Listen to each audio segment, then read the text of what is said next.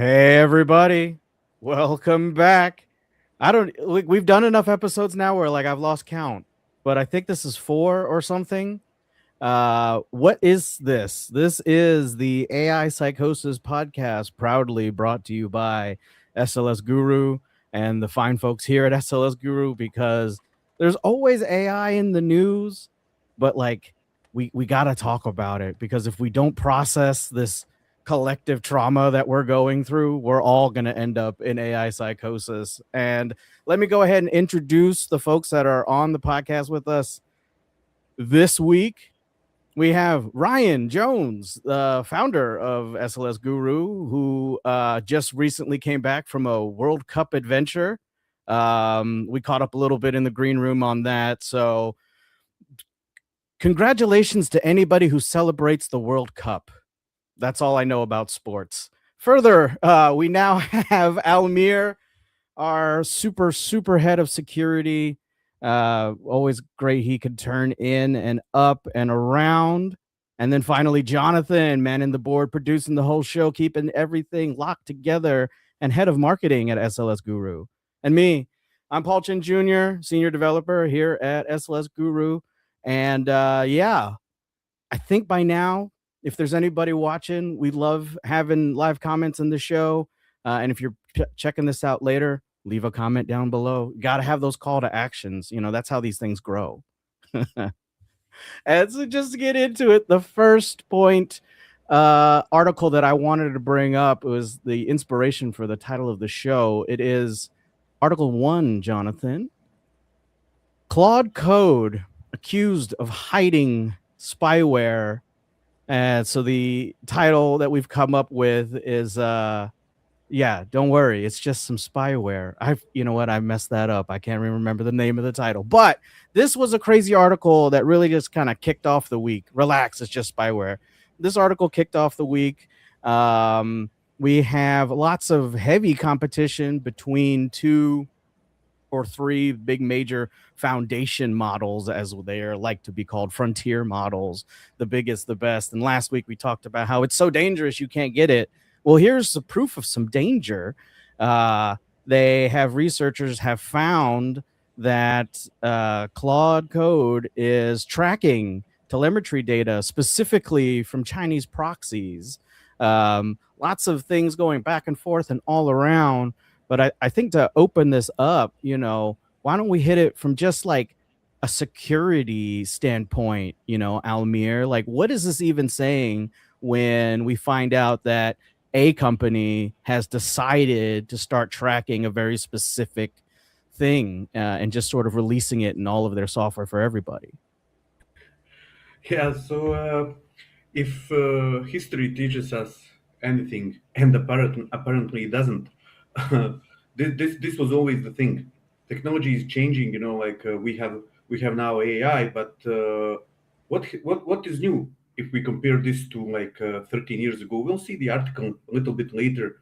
But haven't you been tracked all the time by Google, by your browser, by your website that you're visiting, or any any social media where you are leaving your data and which you are visiting and sharing your personal things?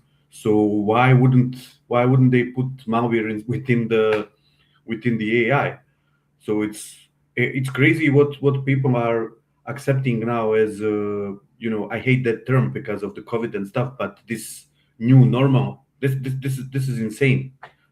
This is insane. Very true. We have collectively on the internet, we are all netizens, have allowed certain things of ourselves be tracked. And as we found out on last episode, my videos are sucked up in this thing specifically. But now, a single company that is always talked about as like the best thing on the planet, and then also talked about as having so much power, now is just able to slip in this kind of tracking for its own purposes without, if the researchers hadn't have found it, it's still going on. And I'm sure there's even more ways that they're trying to get around it. Ryan, I wanted to ask you, with a company as large as that, what does it really mean for like how much power they've got to put these kind of trackers in? I mean, do you think they can defend that fact for themselves? Like they're trying to prevent something? Yeah, it's a weird thing. Um, yeah, where to start with it? I think the first thing is it's always a slippery slope, and it's been like this for a long time. I think it initially kicked off in the early 2000s. Trying to choose my words carefully. And since then, every time that there's been a question of should we increase surveillance and tracking, the answer has always been yes, and it just continues to keep going. Obviously, these companies that we're talking about now, at the size that they're at, the fanfare that they're at, the amount of investment going into them, they did not exist, 5 years ago in their current form. And that includes OpenAI and Anthropic. So the fact that we have relatively new companies with relatively new founders, huge, war chest level, hundreds of billions of dollars being flooded into them. There's leveraging of AI to write out the code for Claude Code, which we already know from the leak that happened before, where we got to see some of the internals of it.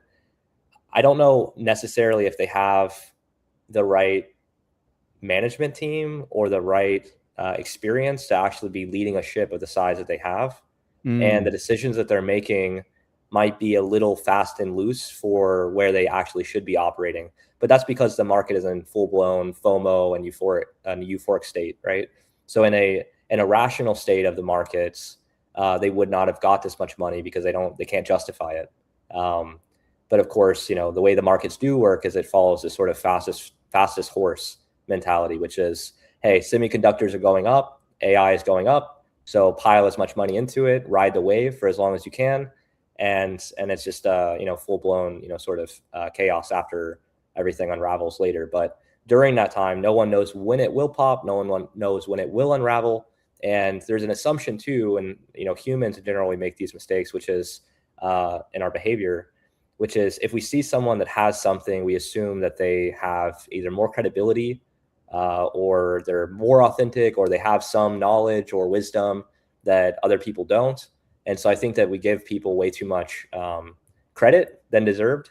And as a result of that, you can end up having someone that's leading a company that has no experience to the degree that's required to actually do it. They didn't grow slow and healthy, and they're completely funded based on the idea that they could figure it out in the future. And I think that's just a recipe for why do things like this slip in there, and why wasn't there enough of an evaluation or an analysis prior to the rollout? I think it's because there's not as many people that you would think are in the room as there are. And they're also trying to navigate this weird context where even how the mythic models or mythos models, sorry, how that rollout happened and the government coming in and blocking them, and they gave them something like 45 minutes to do it, and then they removed it from everyone, including their own employees, because they were foreign residents, and it creates this environment where it's like if someone was operating with enough knowledge of how to navigate these complex areas, would they have made that mistake even, right? In terms of telling the world that this is going to take everyone's job, it's the equivalent of a nuclear bomb. And then, oh my gosh, the people that actually have to protect the citizens, then have to come in and they have to stop this thing that you've been saying publicly is equivalent of a nuclear bomb. It's just it's right. Like if you knew how to run a company like that, would you have done any of these things and fear mongered and so on? And also, if the product stood on its own, would you have to do it, right? Like, I don't know how many people are actually asking that question of the tactics in which they're using are not tactics that we see from other companies. And then back to the earlier point, I think over time, if you looked at how surveillance has increased over time, it's just always more, right? And so then if this is the who knows, maybe the government of the US told them, hey, well, everyone else does it this way, so why don't you guys just put this in there? And the thing was that this was a silent sort of reality that we didn't know was happening everywhere to the degree that it is. And then they just ended up being the sort of canary in the coal mine. I think that it's interesting that you bring up sort of the the leadership questions of how could this kind of thing even make it all the way through to the user land, right?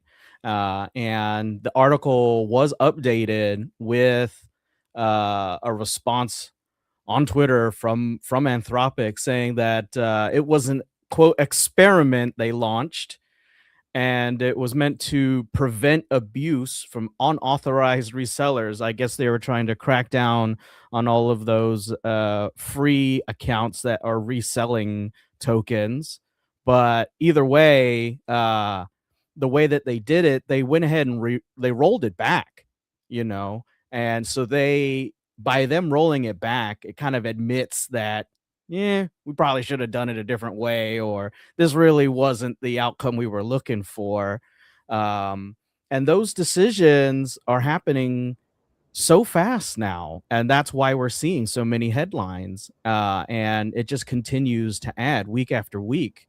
So Ryan, you think the people in charge are really buying into their own delusion that like everyone's just figuring it out as they go along, but then they have their own like special knowledge that they've got, like we're just 6 months ahead of you, and in that 6 months we'll know more kind of deal. Yeah, I mean, first off, how do they get the models that they have? And they took from the entire global internet and collective human existence and creativity over time to then turn that into a thing that they can meter and bill to people and sell back to us.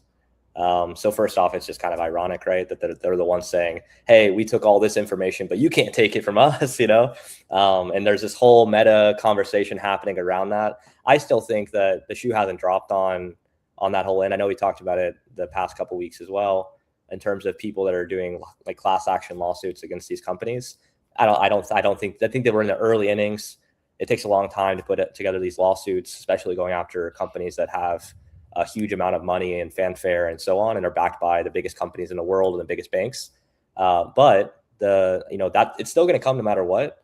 But I think as things start to crack a little bit more, I feel like even more people are going to start going, okay, now's the opportunity to go after them.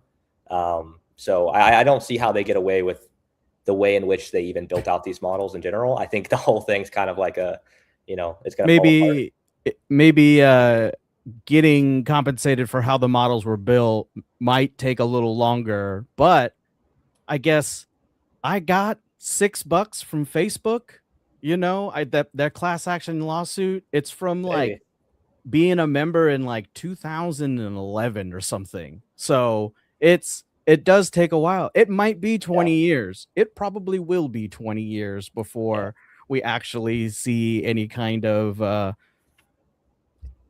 I don't know what you call it, consequence. Like, is that what what I'm trying to say? Yeah, like it will be 20 years for any consequence to happen. Thankfully we can just kind of keep up with it as we head into it now.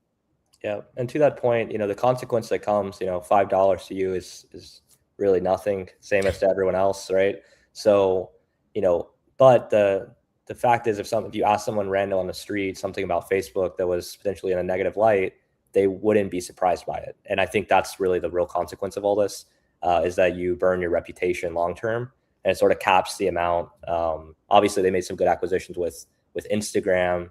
They captured the sort of senior market there on Facebook to keep it running. They name changed to chase after this carrot of augmented reality and virtual reality, which they had to kill after spending $60 to $80 billion, which is very in line with what's currently going on. Very true. One after that was after the metaverse, it was crypto, NFTs, and now here we are, obviously. Can you pull that tweet back up real quick that we had before? Because I just wanted the thing that popped in my mind was, hey, sorry, we rolled it back, but we just made it in a way where it's a little bit less a little bit less obvious, right? I don't think that they went, hey, we're not going to do this anymore. They went, hey, we're sorry that you caught us. We're going to do better, in terms of masking it and hiding it. But they're having to deal with a real problem, which is the easy out, the easy answer is to say they're stealing from us. The harder answer, which breaks this whole thing even more, is actually the Chinese open source community is actually good. And I think that that's the scariest of all of these, which is how much are they actually distilling from the frontier models to actually build their stuff versus them actually just being able to compete against us in the US sort of one-to-one. And I don't Right. think that that's as real of a conversation. But I mean, why wouldn't they be able to? You know what I mean? Like, what are we even talking about? You know, Yeah. If it's like, if yeah, the frontier folks really had more defensible argument for their stealing from us, they would have other means, right? They love the regulations so much when it works for them. But in this part, they what are distilling from a model is the same as training from a corpus. So who has the actual rights to that knowledge? And that will bring us maybe to Article 3, Jonathan. This is Almir's article that I had brought to him earlier that he thought I. So in this article that Jonathan's bringing up, uh, Almir had come across a situation where ChatGPT said in a friendly manner, "Hey, would you like to connect your email?" And of course, Almir sneered at that. And in response, I said, ChatGPT wanted me to connect my bank accounts. And he thought I was being sarcastic. When it is not an Onion article, this is real life. ChatGPT has now fast tracked a way to import all of your banking information through the Plaid API. And for all of the reasons, I'm going to bring Almir back on to just tell us what you think about this, Almir. That's all I got to say. Yeah, and I am glad that you brought up this article right after this conversation about malware and surveillance, because this is very connected to it. I mean, I really like to reference some historical events, historical facts uh, that are very related and to what is happening right now. So the Ryan mentioned the surveillance and the governments and the stuff. They always did that. They are doing that, and they will do that. I don't think we can do anything. It's not in our power to change that. It's just they can do it and they will do it. But my question is, should we allow, or should it be allowed, to privately held companies to have this power and have this much information about you? Because my problem with the cloud putting malware and these trackers within those models, uh, is that legal? Do they have warrant to do that? When government do it, that's a different thing. So when the police is doing it, or when whatever agency is doing it, they probably have some like some justification in the law. But is it allowed for a privately held company to do that, to do this? So just let's go back in time when we have phones and we have governments listening to the phone, listening our phone calls. Like if they have person of interest for whatever reason, they listen to those calls, recording them, and so on and so forth. And okay, I can live with that because that's how things goes. But are we okay that our telecom provider, some random guy, is recording my phone call with somebody just because they can? Is that okay? And then not just recording, but sharing that data for I don't know whom, for which reasons. So that is my problem with this. And now again, fast forward to this article. So now we have ChatGPT offering you your personal finances. So connect all your accounts to ChatGPT. Perfect. And there is a article that is closely related to this one, which I already mentioned, from 2013. Microsoft had the hard campaign against Google, and the way they are gathering your data, explaining to the people, and this lasted for 2 years and probably ended up with some lawsuit or some background agreement that they removed this. So they were putting that page is not anymore online. It was literally scroogled.com, and it was like, have you been scroogled? So what that meant is that they explained how Google is reading your emails. um, and they say, oh, no, no, no, no, the AI, the software is reading your emails, but don't worry, we just picking up some, like we are scanning antiviruses, tailoring experiences against viruses, and so on. But that's not true. because there is a difference between anti-malware, anti-spyware software, and scanning the content of your emails for the keywords, and whatever you write in your email will appear in the ads. So why this is a problem? You can already see this. So now you have my data from the social networks. You scraped everything about me. So you have my photos, my family reunions, my friends, my whatever, my travel trips, my chats, and now you have all my finance. So you have everything about me, everything, and this is literally piece of information that you don't have. Government will have this information. They can government can issue a warrant. They can get information from the bank. Doesn't matter. But the privately held company can have this. And now the problem is what happens with these malwares, with these attacks, with these kind of things. My data will end up on the internet, publicly available for everyone. I have nothing to hide, but do you post your salary on online? Do you post your personal balances and whatever you do with your money, with your plans, with everything? Do you post that online? So that can easily become available online, and it will be. So what they are going to do with this information? I don't know that. Do we trust them? I don't. so Do so we this trust them?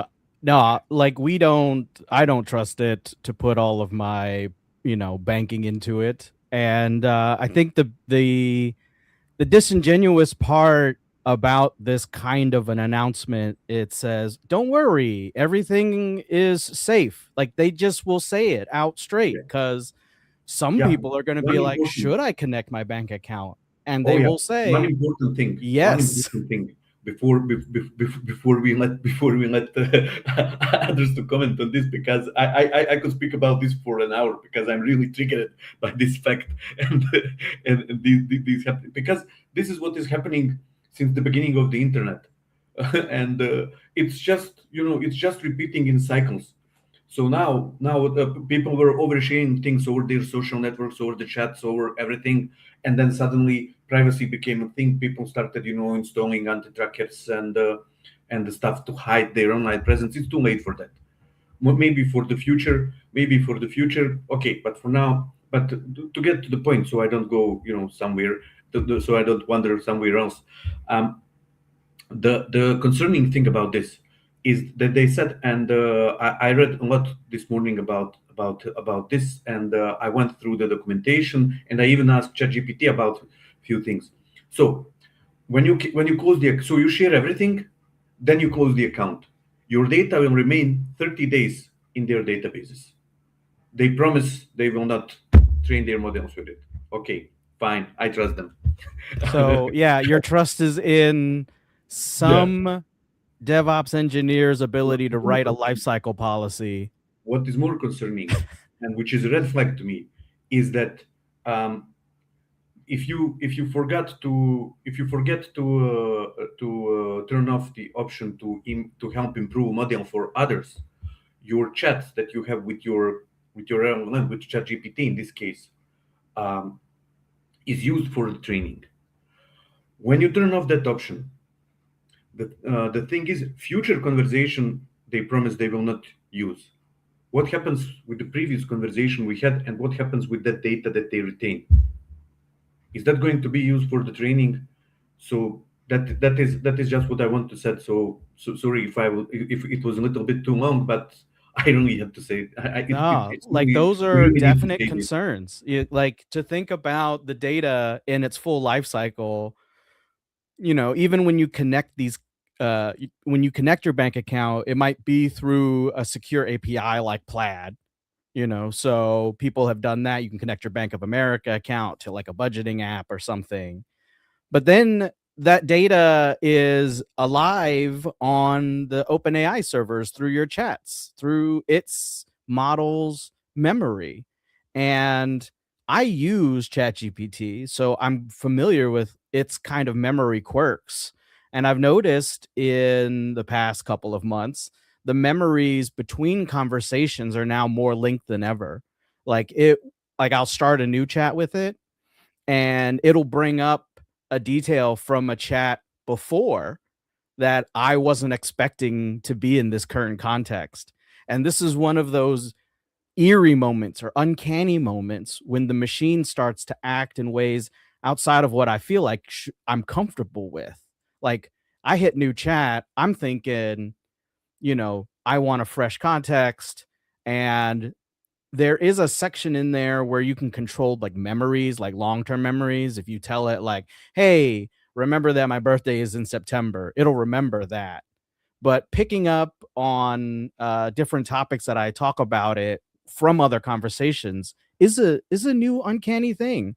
And so that means that the data is being melded somewhere on OpenAI servers. So if I'm uploading all of my bank information to it, it's getting melded into the entire like embedding of Paul Chin Jr., the user, in that model. And we're not getting it out anytime soon. Once it's in there, right? Yeah, I feel like we're not getting that data out. And also, who's auditing the life cycle policy? You know what I mean? We know, like I wrote something down on a sticky note, on the Mac sticky notes, and it was what reminded me is, the whole people in authority and how quick we are to trust and so on, and sort of what we were talking about before.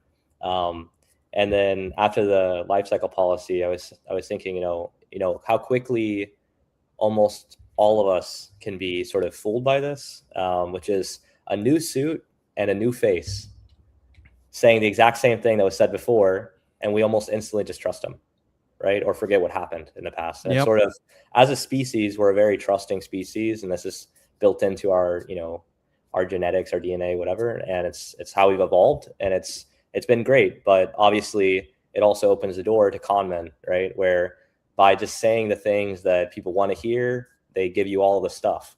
And so then you kind of have to, it just, I don't know. It's just a thing. It's going to always exist. So people just, will do that I think over again. And then to the point around the fourth wall, it happened to a family member with Gemini, actually, where, we know in all sort of HTTP requests, there's an IP address and information that come through.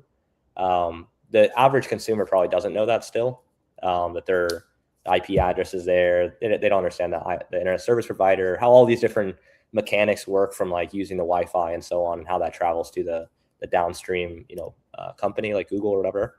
But we know that the IP address is there. However, when you're in a chat interaction with, AI, and it's talking as if it was a human, when it brings in that IP address into your conversation and tells you where you're located and asks you if it like the first time that it happened, and my family member didn't bring up anything about their location, and it just sort of injected it into the conversation without asking that question. It just sort of assumed it based on the information that it had, and it kind of broke that fourth wall. And I feel like that stuff's going to become more common. I saw it happening with, it may have been Gemini or another one, and I ended up deciding at that point, I'm not going to delete the service. I did reduce, because I had Anthropic, and I had Anthropic, Gemini, and GPT. I cut the GPT subscription.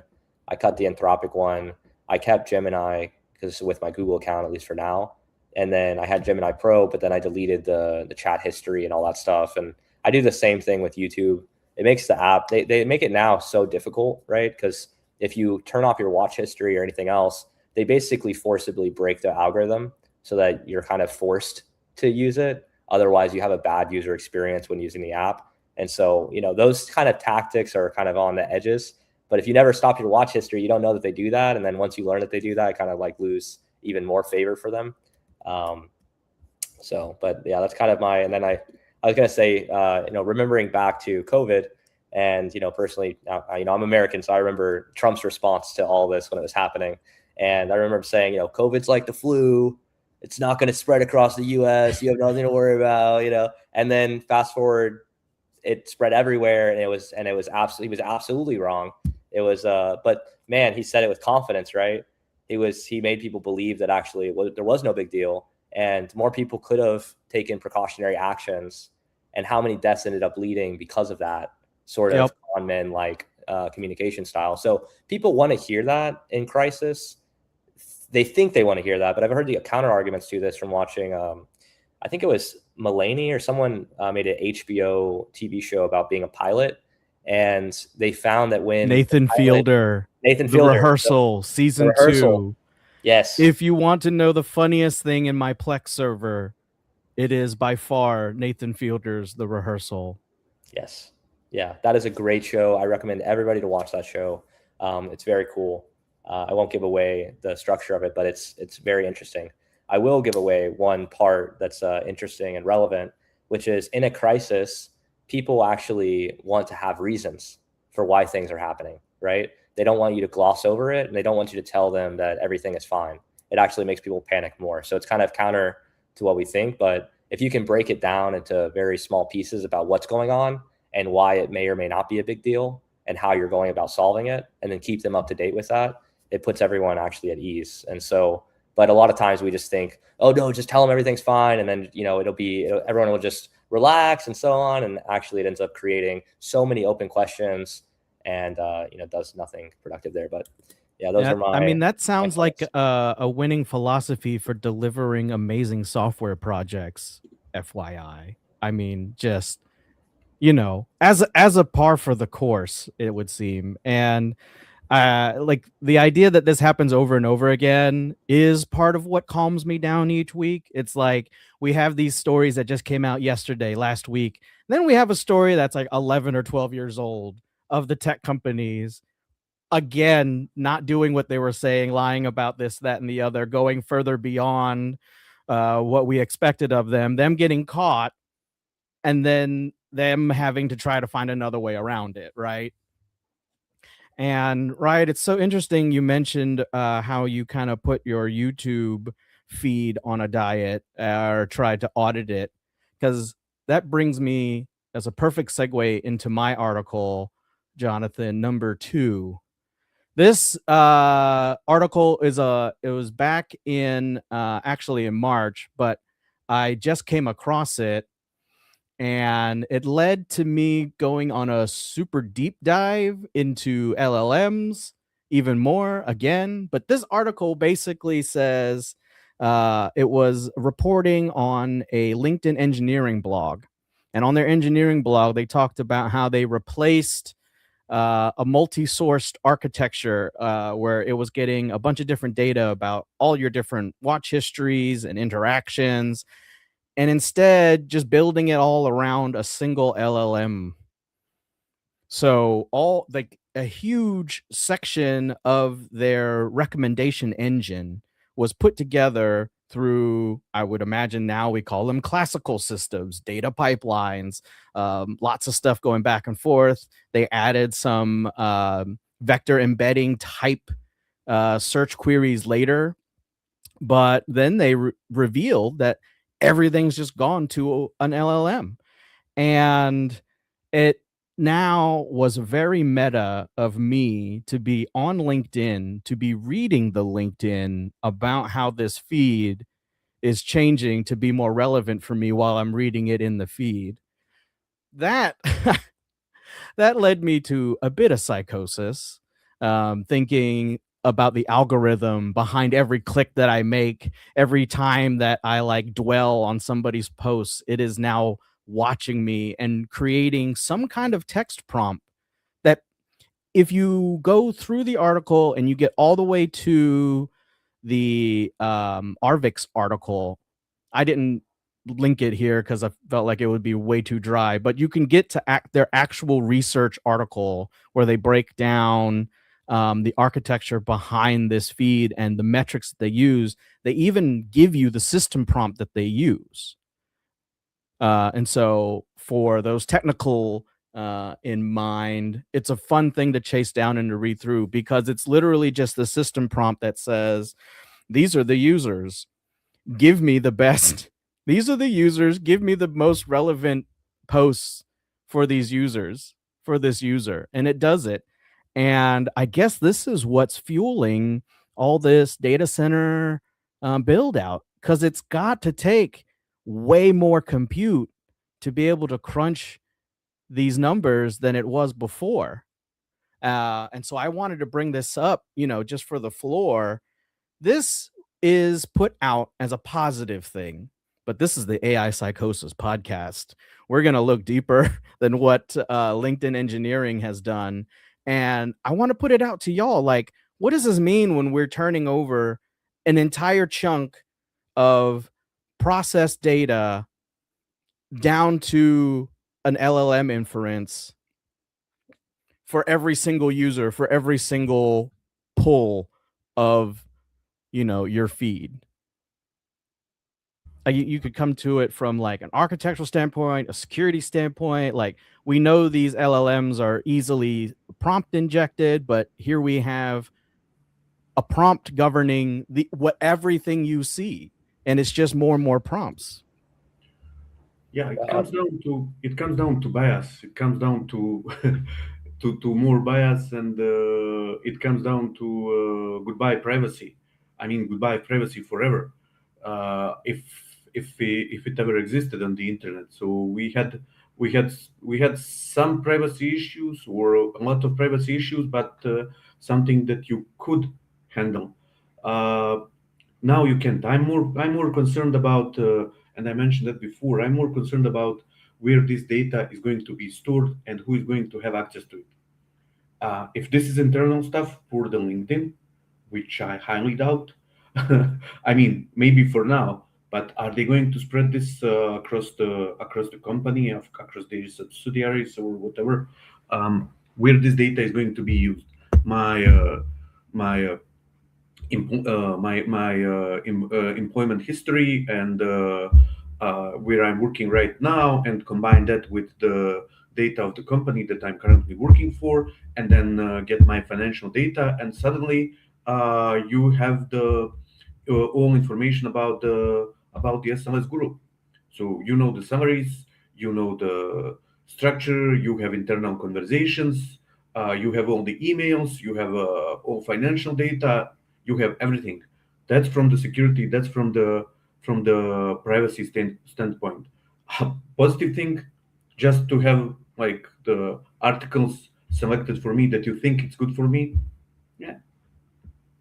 One thing that's missing in their engineering blog is any mention of like advertising what they're doing with the data, right? They focus on metrics. Even in, it is good academic researched math that's in there, because they need a actual math score to say that they're doing better now than they were before. And in their score, they're like, yeah, it's 15% better. And I was like, well, what is that trained on? And what they did is they pulled random posts, and then they measure whether or not they can predict if the member was going to interact with it. And that's what the model is then trained on, trying to predict what the people are going to do with it.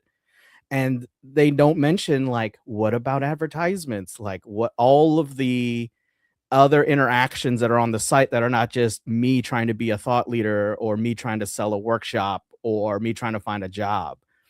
And does either Ryan or Jonathan, you got a comment on this one? Yeah. I have a few comments that I'm trying to be more careful with my words, because sometimes, I get worked up. I like communication. This is a relatively safe space, I think. This is a good place to kind of let some of it out. I'll just say this. This is the watered down version. So any fair. That's all I'm asking. If anybody's ever wondered, oh, that's pretty extreme. It's like, it's very much watered down. So I'll just say this. In a government first, public later, right? We know that the 3-letter agencies in the U.S., we know that they collected massive amounts of data about every U.S. citizen, international across every country, presidents, all the people that are in the government, these different countries.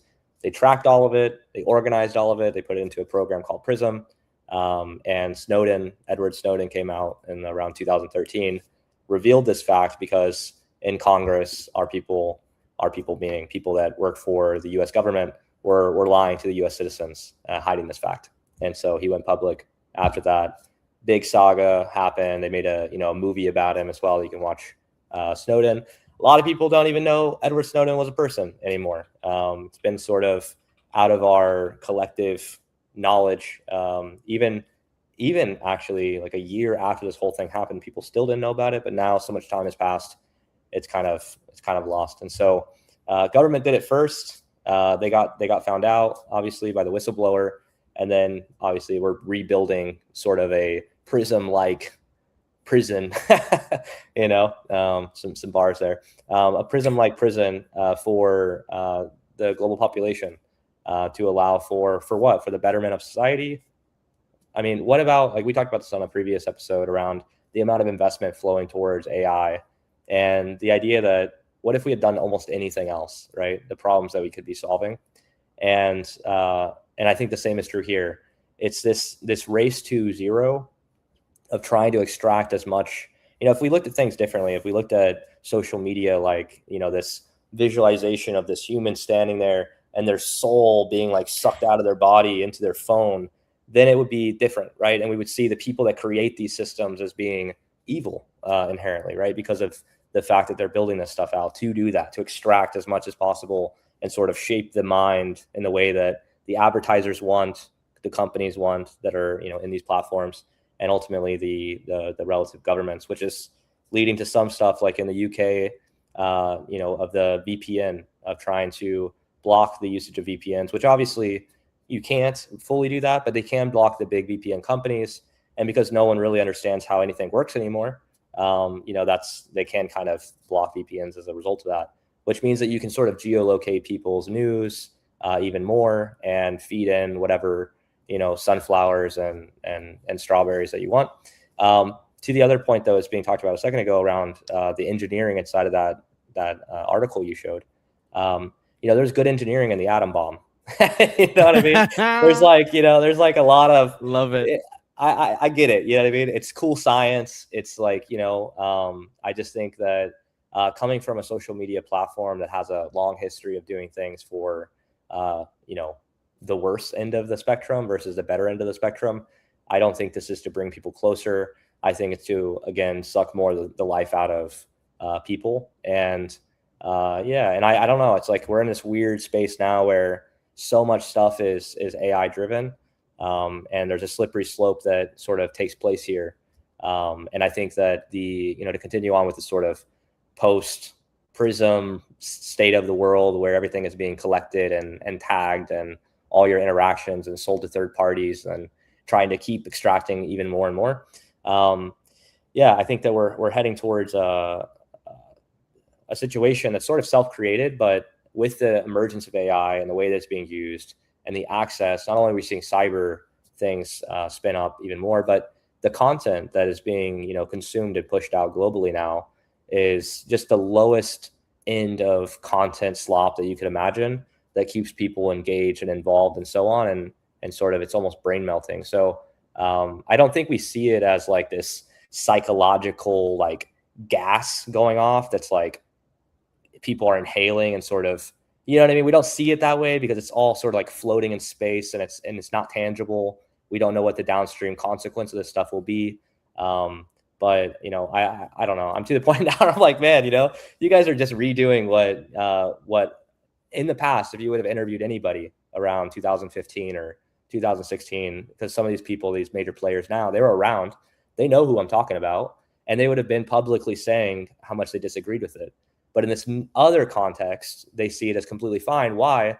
And I think this goes to a larger point, which I'm getting completely off topic. I apologize. Last thing I'll say, it's an ego problem. Silicon Valley has an ego problem. These people believe they're not only the smartest in the room, they're the smartest globally. And if you think that you're the smartest globally and you have the absolute best perspective of life and what's happening and so on, you lose complete track of things, right? Because now they think they have the ultimate way of viewing the world. And as a result of it, they feel justified in taking more and more actions to sort of skew the world in the way that they think and believe. And I think the counter to that is obviously the Chinese open source models.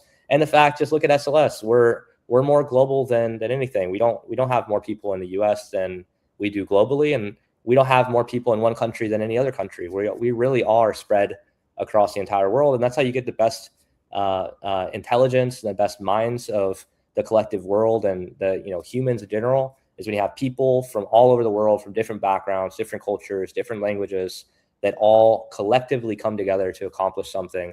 And that's the reason why we've been able to exist, because it just works. Whenever someone, like whenever I come from a perspective that might be wrong, someone else comes in and they're like, hey, maybe this is looking at it from the wrong perspective, and we all grow as a result of that. And I think that should always be encouraged. And so heavy concentration, trying to restrict the world to different things, I think it actually is this sort of late stage race, which we're starting to see it cracking, because now, I mean, what did we have? We had Palantir's CEO coming on interview recently. Oh yeah, he had a crash out right on. Yeah, I saw that.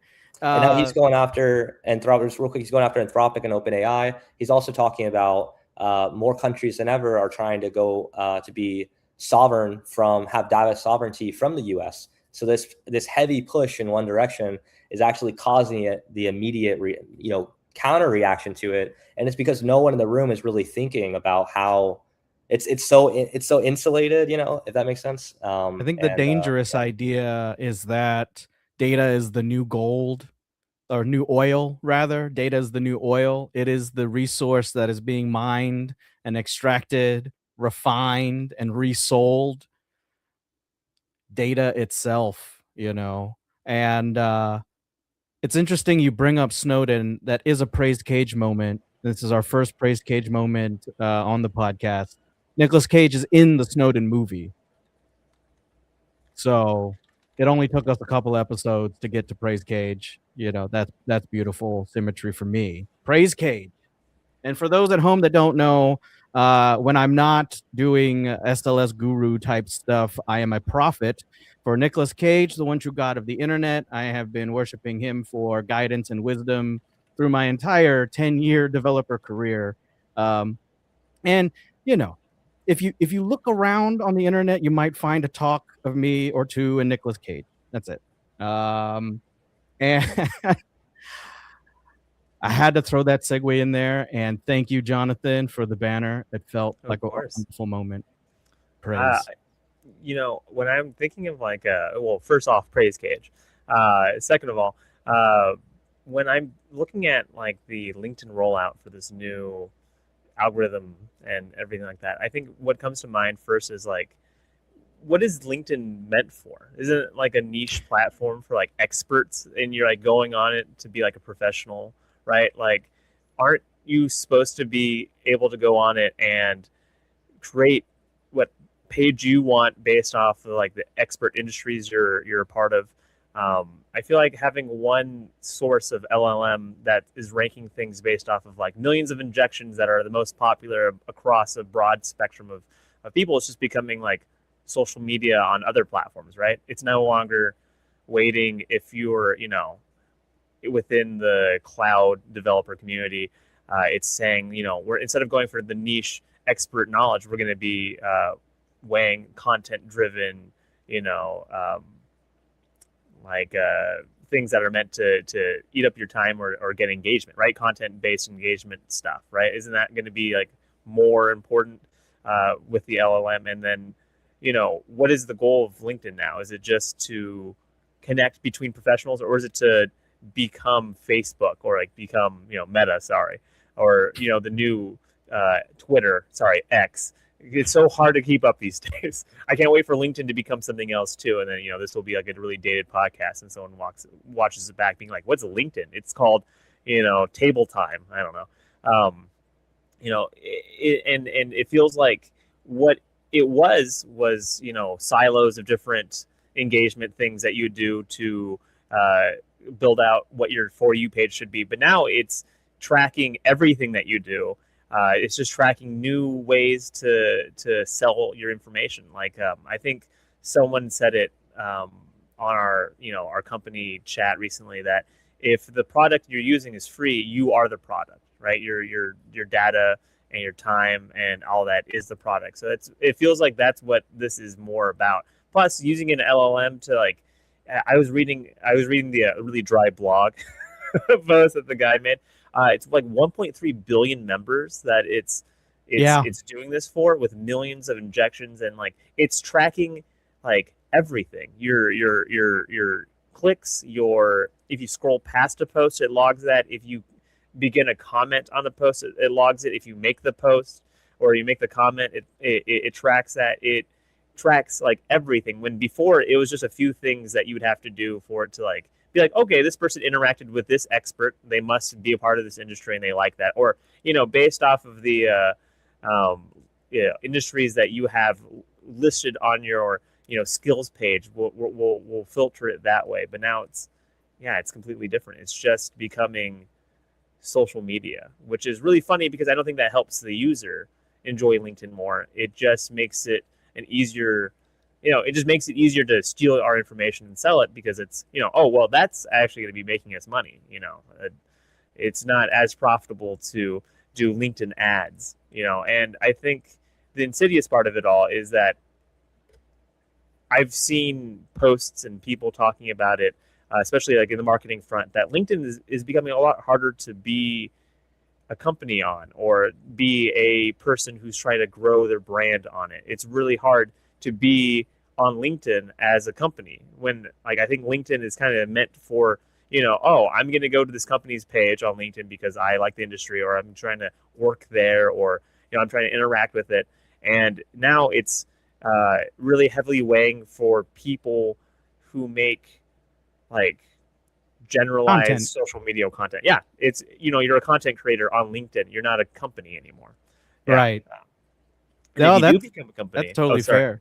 Yeah, so I don't know. It's like I think it's hurting us too, because like SLS Guru is on LinkedIn, and it's becoming harder for our posts to be seen and to be, like it used to be like, oh, okay, I can expect a certain amount of engagement with this, but now I don't know what to expect, because I feel like the algorithm is changing, constantly, but also now it's being weighed differently. And I feel like we have to lean a little bit more into the we are a company, but we're also people. Companies are people. Like, don't treat us like a company page. We're making memes now. Like we always have. Yeah. But like that's like how you have to survive on it. It feels like I don't know. Might be a good weird. plug for an upcoming human show, right?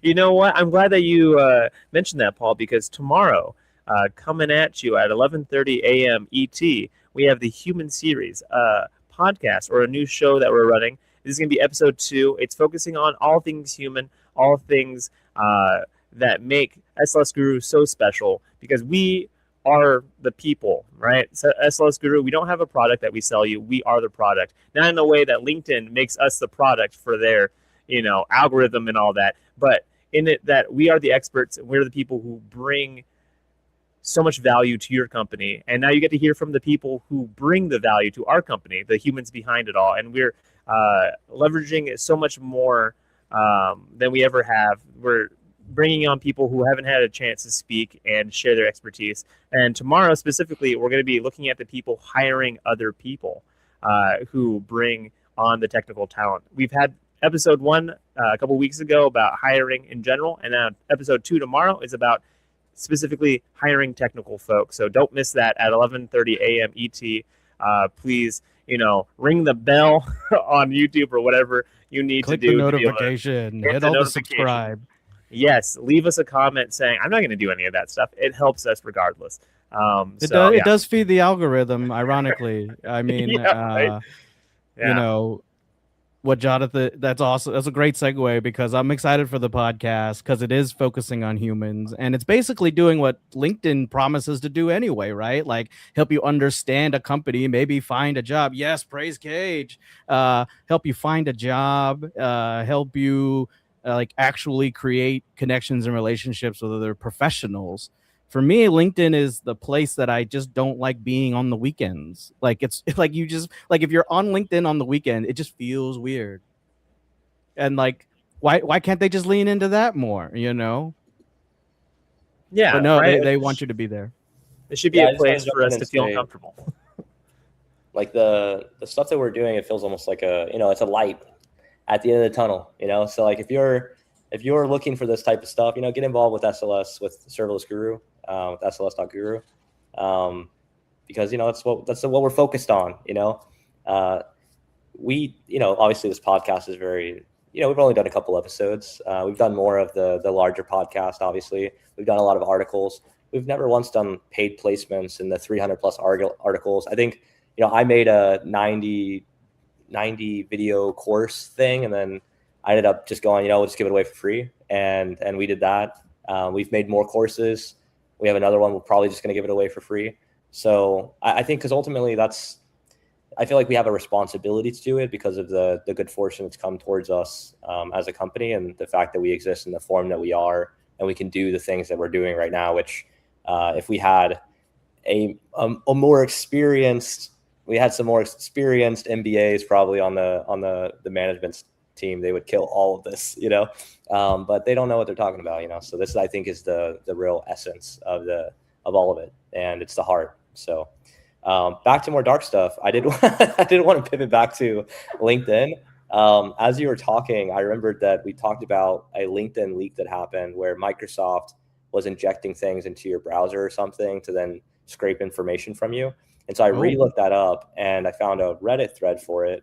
And that Reddit thread led to an article that led to another article that led to a Twitter post with a bunch of names. And then I remembered Marco Rubio from the United States and our government, who was recently talking about digital ID. So I'm just gonna if it's okay, I'm just gonna try to stitch some of this together. Yeah, let's go there. Let me so the first one, go to I think it's the first link that I sent, the Reddit one. I'm all about taking on the US hegemony. Okay, we're not doing that, all right? All I want to do is talk about something that I think is probably coming, and it's probably not going to be that surprising, depending on how much people have been reading on all this stuff. So the Reddit thread first. I could try to share screen too. I'll try to see. Oh yeah. All right. Let me just share it real quick. Okay, can you see it? Jonathan's gonna bring it up. Oh, does he have it? Okay. Yeah, he's in control of the board, so he'll bring it up. Oh, okay. And you've got so now right, you've got control. Okay. Yeah.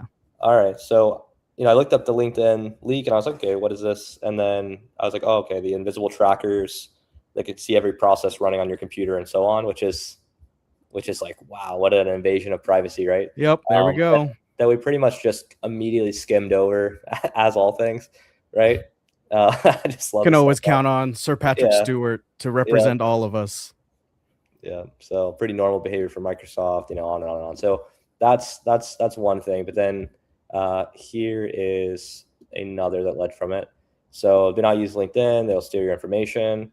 And as I was reading through this, and they linked this other Verge article where it says Discord customer service data breach, and this is where Discord got hacked recently. Obviously, this is October 3rd of 2025. It looks like, but it's still relatively recent. That's less than a year ago.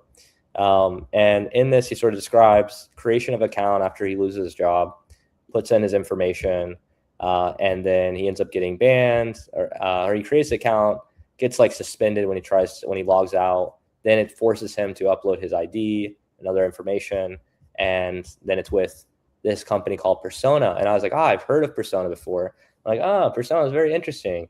Who else uses Persona? OpenAI uses a Persona. Anthropic uses a Persona. So I was like, isn't that interesting that LinkedIn is using it? This is like when you realize that when you go to the store and you think it's a bunch of different companies and farms, and you realize it's just one mega corporation that relabels everything inside of your existence, and it's like, oh no, it's a different label with a different packaging and so on. No, it's all coming from the exact same place.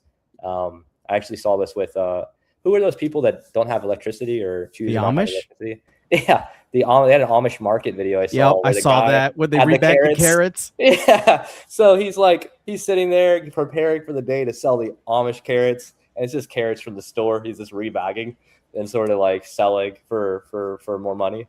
And so continuing down this, then we get to Persona. So it was what companies use Persona for age verification. This also goes back to. Oh, let me just go back. Where was I? Okay, can you still see the cat?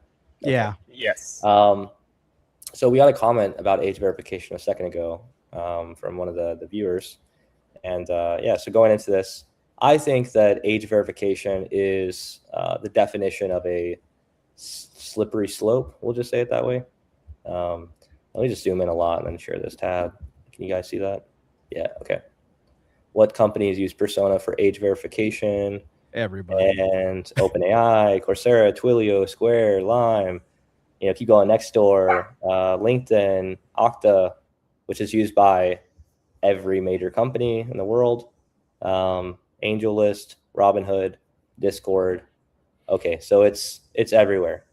All right, that brings me to the next one, which is, okay, so if everyone is uploading this age verification, and also we know, as I was talking about earlier, around the content and AI slop, and and they're all obviously they're looking for justification, and it's like an onion. I think if I had to give a model for how I look at the world, I always think about it as everything is an onion, and they only pull back the layer that's required for the moment that they're in. If that makes sense. So there's no reason for them to pull back 3 layers of the onion unless the moment justifies that, right? So they'll pull it back, but they don't pull back the 4th layer until required. So, all right, here's the 4th one. Marco Rubio says the government will use facial recognition to authenticate your photos for your passport.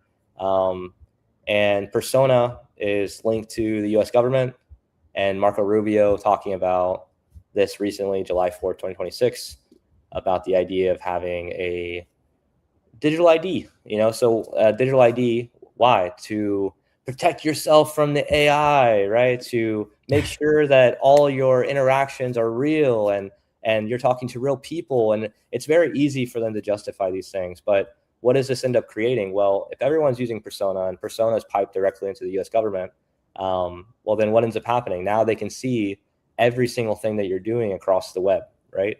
Across all these platforms, all of it's being sourced back, labeled underneath you. I wouldn't be surprised if we're already at the Persona UUID stage, where Persona that's connected to all these actually creates the single source of truth, sort of user ID, and then that's being linked to passport, driver's license, and it sets up perfectly for sort of the digital ID front, which then can be tied into things like mortgage, car payments, bank transfers, all of that stuff, right? At that point, it's always a sort of, well, I have nothing to hide, but really it's a slippery slope because they'll just keep sort of incrementally moving the goalpost backwards until it gets to the point when, you're getting blacklisted from certain aspects of the economy just because they don't like this other area where you've made posts or you've said something, or, hey, we used to have a credit score thing that you would do when you were getting a job. But they weren't able to see your bank transactions. They weren't able to see if you're paying your mortgage or not. They weren't able to see the financial health status of you as an individual. But in this situation, all of that is sort of being eroded away. And I do feel like, I'm reading this book called Prisoner's Dilemma right now. It's about a guy named von Neumann, and he was very instrumental in things like the Manhattan Project, the atomic bomb. He's like the father of game theory. He told this other sort of scientist person, I can't remember exactly who it was, but what he told him was, you don't need to feel responsible for fixing the system in which you exist, right? And so it's like you can kind of like, you don't have to, And so I think if for anyone listening, if the stuff that I'm saying is like intense, it's like you don't have to feel obligated to do this. Like Amir said earlier, it's outside of our day-to-day sort of side, but it's relevant to know, because if the companies and the internet and so on are moving this direction, we're software engineers. This is eventually going to bubble up into our daily work. It's going to bubble up into us as a consumer as well. And it's just interesting things to know about. If you know that this is where it's headed, even though we talked earlier, Amir did, about the fact that you already have a data footprint, if it's heading this direction at this moment right now in time, if we know it's going or potentially going that direction, anything you do now is likely being tracked and will be used against you, right, in the future. So it's like, just take that with like a level of precautionary advice, right? And that's for myself as well. I'm trying to lower my digital footprint as much as possible. And that's just because it's much more than just one single platform like LinkedIn using it to then, it's because every single LinkedIn post, comment, private message, everything that I've ever viewed from my Wi-Fi, if they can use, like, how do they, like, okay, so I don't know how could I talk about that without okay, so for instance, when certain 3-letter agencies broke into certain private browsing setups, they did it through data packets, and it was because there was uneven size of data packets, and that led to things like mixednet, which sort of equalizes out the data packet size and allows for less of at least the old way of sort of using I guess they built like an algorithm or something to measure the traffic that's coming from the kind of hilarious, it's actually onion router is what it would be. But the entry nodes and exit nodes inside of an onion routing system, whoever controls the entry nodes, right, they can see, yeah, I'm an onion, you're an onion. Exactly. A bunch of Shrek stuff. And so what I'm trying to say there is because they could see what was flowing through that system, and it was uneven data packages, which you could think about as like, different size boxes. Because they were different size boxes and you specifically had those different size boxes from a certain entry point, they could work backwards from that and they could link it to you. And that would led to a lot of stuff happening there in the past. So brand new article that just came into my mind from for this tracking, Jonathan. I just dropped it in our private in the show chat, but just like 3 days ago, the FBI arrested a hacker who was doing ransomware for millions of dollars, and they caught him with help from Microsoft. Even though he went through, VPNs or whatever, there's an exploit in the proxy that he used where you can find the machine ID, and every Windows user has a specific machine ID. It doesn't matter what your IP address is. It's the same machine ID. So you can bounce through all the networks you want, but unless you're on like a burner laptop, yeah, like that's where we're at now. You got to be on a burner laptop without any cloud access. It found him. There is a methodology, of course, for everything, but I just want to add something really quick about this data leaks and stuff. This is why they became more dangerous than ever, because we had distributed systems. So we have certain services where we provided our data to specific email providers, or we use some software for our finances. We use software for something else. And if there is a data leak, okay, it's not pleasant, but only chunk of your data leaked. But now we have these companies that have everything about you and that can easily become public. So data leak from LinkedIn is very dangerous in many aspects. OpenAI data leaks, and it happened before. We have lots of we have a database online people can just Google the database of all these incidents, and they can see how many data leaks happened in these large companies. So if OpenAI leaked data, government is the least of your issues. we have even bigger problems. So that's just what I wanted to add. The danger level became so high that I can't find this justified. This should be forbidden. This data gathering and collecting this data for these private companies at least should be illegal. Yeah, I mean, in this instance, the FBI used it to catch somebody, but like now that I know this exists, like, yeah, of course. What I could go through multiple networks and I can like imagine my IPs changing, but if I'm using the same machine and the machine ID is part of the telemetry through these proxy networks, then what are you really doing? You're not covering up anything. And then that data is just freely available anyways. And we know from history that these companies will use it to exploit whatever their goal is, and it's probably not in your best interest. And just relax. It's spyware. It's just some spyware. I was going to bring this up because it related to Microsoft. I think Microsoft's been sort of the main point of a lot of this. LinkedIn, Microsoft, and the exploit there. Here was Microsoft ID Also, do you remember when Microsoft it was found out they were screenshotting every few seconds and then storing those screenshots inside of like encrypted on your device that they could then unravel later? Here, I'll send you the. I'm sure. Amazon Alexa was listening to your conversations and sending it back to Amazon just for debugging purposes. And Google is gathering only the metadata from your emails, nothing special. And yeah, yep. And show goes on. We've heard this before. Oh yeah. I mean, I just have a conversation, and then all of a sudden I get like 5, targeted ads for whatever the heck I was just talking about. My mother-in-law was here recently talking about something to do with like 90 Day Fiance, and all of a sudden I kept getting ads for 90 Day Fiance. I've never even watched that before. Oh yeah. I think if you want to find out somebody about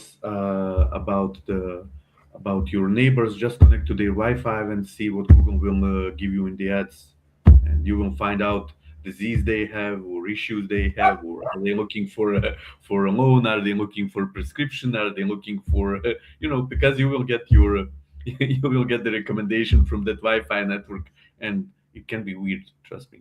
I wonder how many good headlines include the word privacy nightmare. That's a good point. Yeah.